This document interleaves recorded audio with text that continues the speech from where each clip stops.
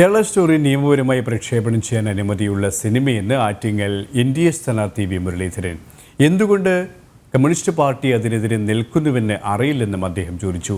ക്രൈസ്തവ സഭകൾ എവിടെയെങ്കിലും പ്രദർശിപ്പിക്കുന്നുണ്ടെങ്കിൽ അതിൽ പ്രതിപാദിച്ചിട്ടുള്ള വിഷയം കാലിക പ്രസക്തമായതുകൊണ്ടാണ്. അതിൻ്റെ പേരിൽ സഭകളെ അധിക്ഷേപിക്കാൻ ശ്രമിക്കുന്നത് ജനാധിപത്യ സംവിധാനത്തിൻ്റെ ലംഘനമാണെന്നും വി മുരളീധരൻ വ്യക്തമാക്കി.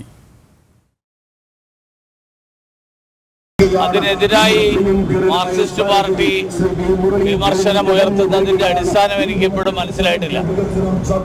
ക്രൈസ്തവ സഭകൾ അത് എവിടെയെങ്കിലും കാണിക്കുന്നുണ്ടെങ്കിൽ ഒരുപക്ഷെ അതിൽ പ്രതിപാദിച്ചിട്ടുള്ള വിഷയം അത് കാലിക പ്രസക്തിയുള്ളതാണ് എന്ന് അവർക്ക് ബോധ്യമായതുകൊണ്ടാകും എന്നാണ് ഞാൻ വിചാരിക്കുന്നത്.